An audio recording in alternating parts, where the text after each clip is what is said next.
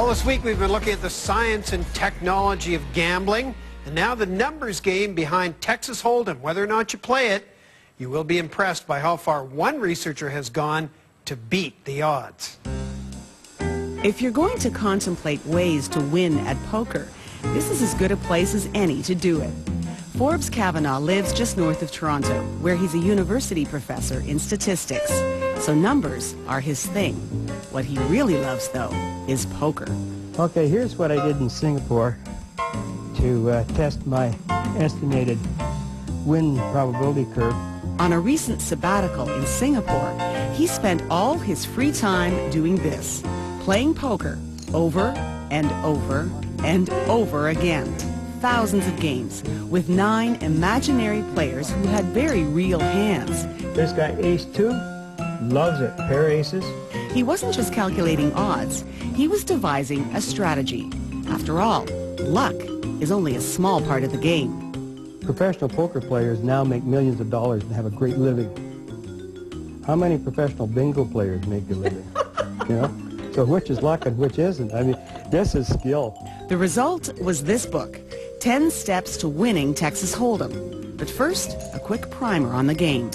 Now, the dealing starts with 2 cards down for each of the 10 players. He can muck his cards and not pay anything. What does muck mean? Throw them in? Throw them away. Get rid of them. Okay, I'm out of the game. After that first round of betting, the dealer lays down 3 cards. This is called the flop. Now, the idea of the game is to have the best 5 cards out of 7.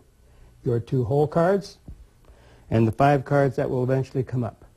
You're going to come up at a flop 3, a betting round, 4th card. Now the betting starts again, 5th card, a betting round. Each player tries to make the best poker hand. And in case you don't know what that is, here's how the hands rank. The top hand in poker is a royal flush, high cards in a sequence of the same suit. Then a straight flush with lower cards. 4 of a kind, a full house, 2 of one value, 3 of another, a flush, all cards of the same suit, a straight, 3 of a kind, 2 pair, and a pair. Now back to the game. There are 169 possible combinations of the 2 cards that are dealt to each player. They're called whole cards. But Forbes says only a small percentage of those, about 15%, should actually be played, represented by these pairings here. The rest should be thrown away. The player should fold them and sit out the hand. I've listed here the top 26 and the bottom 8 or 9. The best, of course, is a pair of aces. The worst is a 7-2 offsuit because you can't make a straight and you can't make a flush, etc., etc. He's calculated the odds of winning with each hand, but his approach is different. Suppose I wanted to check how many times an ace-king suited would win. The conventional wisdom is this column, based on probabilities. But he says those odds are wrong. Those odds are useless. Why? Because it is based on all 10 people staying in all the way to the end, regardless of betting. That never happens. You're usually playing 3 or 4 people.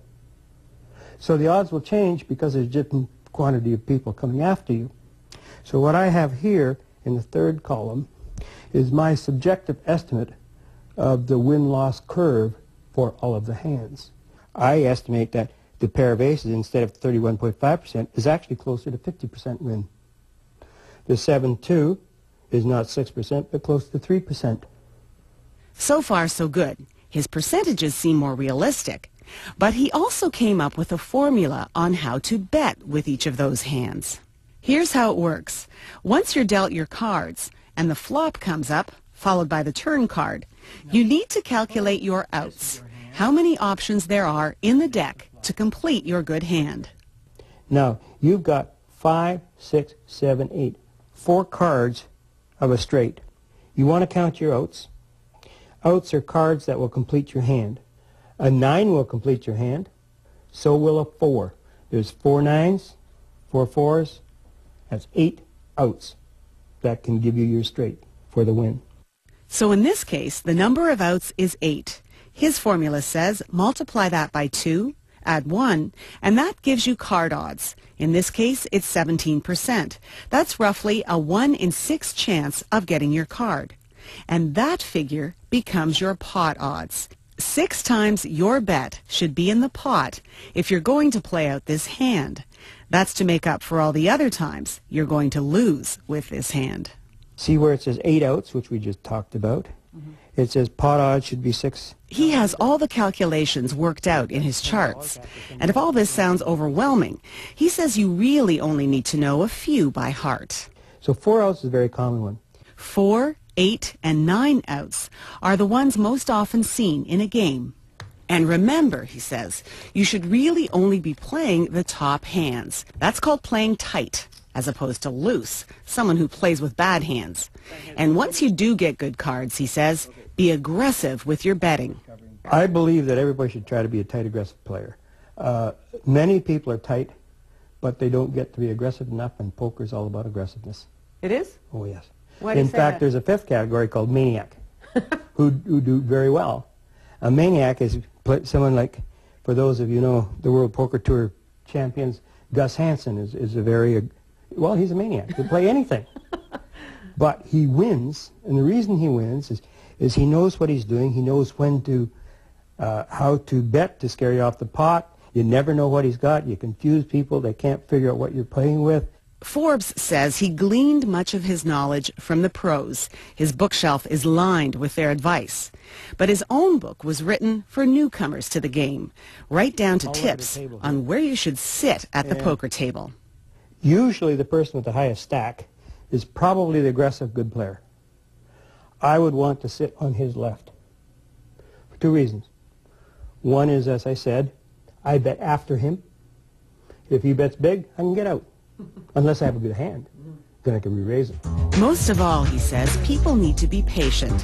You should only be playing 1 in 7 hands when you're starting out. So players tend to get bored and become careless. But knowing when you have to fold them is all part of good strategy. And he says his strategy works, at least according to the feedback he's been getting. As a matter of fact, they claim to be winning so much money. I'm wondering, how come I'm not winning that money?